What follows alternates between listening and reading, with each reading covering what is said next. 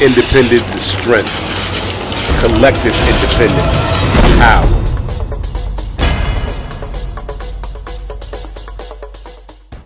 You know, hip-hop is a powerful thing, but that power can be used for or against. I love hip-hop. I said I love hip-hop. So for the love of hip-hop, let me share something with you. Listen. I got a secret, everybody come and listen. They took the money out of schools and they got rich building prisons. The people in the crime with rap verses and rhyme. Made it cooler go to jail, then gave niggas time. Will brainwash the people with a marketing plan. Big brother all around me like he's stalking me, man. With his slogans and his phrases. The letter, in essence, 5 pages long, stated that this gentleman was at a private meeting of record execs. And the private meeting of record execs found out that the record execs had invested interest, stocks, and shares in private prisons. All right? Walking out of the meeting threatened the fact that he signed a confidentiality agreement and he was under quote-unquote oath. Never uttered a word until a few years later, and the anonymous letter came out on the internet. Never saying who he was, but nonetheless, we still feel the effect of it, i.e. like the Willie Lynch letter. Probably not an authentic document, but nonetheless, we feel the effects of it. Willie Lynch letter 1712, they said it would last 300 years, 2012. This particular letter that went out about hip-hop, all right, do we feel the effects of exactly what the letter talked about that was put out? They basically said that these people owned and invested in private prisons, and what they needed to do, and this is the question, is niggerize and criminalize hip-hop to herd black men into the jail cells in these particular private prisons. What do you have to say about that? I think that, you know, whether the anonymous letter, and people are debating whether the letter is real or whether it's not, that's irrelevant. The reason that that's irrelevant is because we know that Clear Channel Radio propagates the majority of hip-hop culture via radio. Your radio station that you listen to, blasting off the majority of hip-hop is Clear Channel Radio. Video, Viacom. Viacom owns BET, they own MTV, VH1. That's where you get your video propagation from for hip-hop culture. And when you understand that both Viacom and Clear Channel are managed by the Vanguard Group, the same corporation that manages Correction Corporation of America, which is the largest prison manufacturing company in the world, then it all makes sense. We don't need that letter. The facts are the facts. You know, the facts are the facts. Whether the letter is, we don't even need to debate that. These are the facts. If Viacom is invested in prisons, heavily invested in prisons, if Clear Channel is heavily invested in prisons, it would be in their best interest to promote hip-hop lyrics that will send you to prison.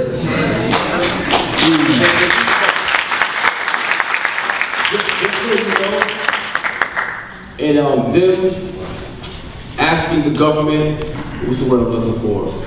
Asking the government for these state contracts, they guarantee the prisons 90% occupied.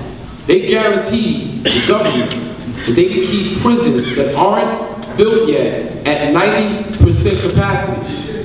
They're guaranteeing gonna break the law. They guarantee that we are going to commit crimes. They guarantee it. So when we listen to the music we listen to the radio stations, just keep all this in mind. We're not saying don't listen to this, you shouldn't listen to that. We're saying just be smart about what you're listening to, and especially what you present to your younger folks, your children, because it could save their life. Just to add on real quick to that, they also look at the grades for males that are in 3rd grade to determine where to build the prisons. So the cycle is complete. Education is a part of it just as much as the music and the promotion of violence and crime. Just to jump on that, yeah, as an educator, and this is still relevant, for the last 10 years with the onset of a so-called No Child Left Behind bill that was really introduced even 15 years earlier than that with the 20 points that were brought on by the original, well, not Prescott Bush, but his son. 4th grade, actually, if your scholar can't read at a particular level, they begin to invest in prisons at the moment of failure. Because at 4th grade, yes, and this is conducive to urban areas, which is even more interesting. If you go to predominantly white areas, this isn't the case. It only happens in urban areas. And to take a look at the influx of literature and propaganda that supports so-called thug life, right? In the 90s, you had all these magazines that came out and they were actually highlighting gangsters. Don Diva. Right, Don Diva. You would have dudes on the cover that did like dudes that did like 30 years on the cover. All their teeth bust out their mouth and now they're on the cover. Yeah, I'm gangster. I did like 30 years in the pen. I used to have all this shit. I ain't got shit now. And it's like children, but children look up to this, right? Every rap group, I think Nas even came out with Foxy Brown in the 90s and they had like the Firm, and everybody was mimicking this so-called Italian lifestyle. But what's sad about that is they were all fronting though, and the children were the ones who were keeping it real. Because the children were mimicking this behavior and they were the ones and are still killing themselves and going to jail behind the facade. Right. That's why we have all the exploitation music we have, because the music today doesn't perpetuate or it gives you the inclination to respond to oppression.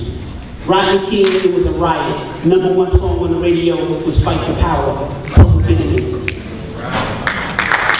Show No Kill, No Riot. #1 song on the radio, Like a Lollipop. It's plain. This is what they did, and this is why they did it. And it's not anything new. It's cyclical.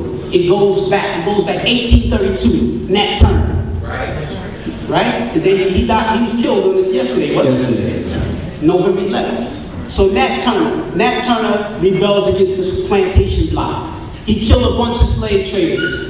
He killed their children, killed their women.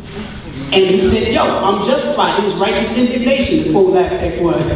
You know? So they said, what do we do to stop these rebellions? After they killed Nat Turner and his squad, they sent thousands of Christian missionaries into the black churches to regulate what Negro spirituals could be saying and which ones could not be saying.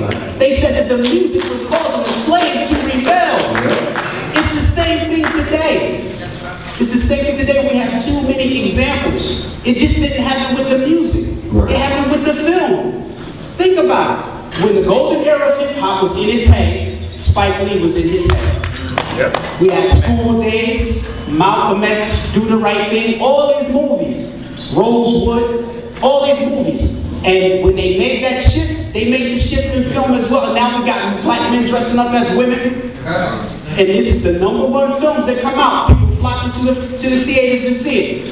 It happened for a reason. They understood the power of black music and they said we have to control it. It's not the first time. CBS Music did it first. They came in and said, is it worth us taking over? And they took it over. And they control it now. And this is what we're dealing with. This is the fight we're dealing with as artists if we're concerned. You know, but I understand how we're being used. You know, black women on the plantation were used to poison their babies. That didn't make black women my enemy. You know, but when I look at hip-hop in the grand scheme of things, you know, I'm dealing with things that I know. I know Hillary Clinton, as Secretary of State, managed arts diplomacy budget of over $2 million when she would send artists from America overseas to foster this cultural diplomacy in places like Syria, in places like Yemen, in places like Egypt and Libya. This is where she would send these artists to. And the artists that she would send were artists like Chin-Yer and the Liberation Family out of Brooklyn. Chin-Yer and the Liberation Family, we need Chin-Yer and the Liberation Family on the radio here. But they can't get a budget and they can't use that money to propagate their music here in America because they understand the power of the art form. They understand that if Chin-Yer and the Liberation Family was on the air here in America, it would cause disrupt in the system. They know that if Public Enemy was on the radio 24/7, it would cause disrupt in the system, just as it did. Poor Righteous Teachers, X-Clan, so on, and so on. But they son Chin-Yer and the Liberation Family over here, and where do we get all these Arabian Springs popping up at? Where do we get all these revolutions? The young people in these places start rebelling. Come on now. They know that if they do that here, it's going to be rebellion.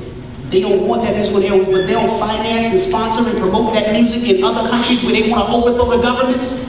Come on. This This is what we know. These are the facts. I don't need to debate whether the Illuminati exists or not.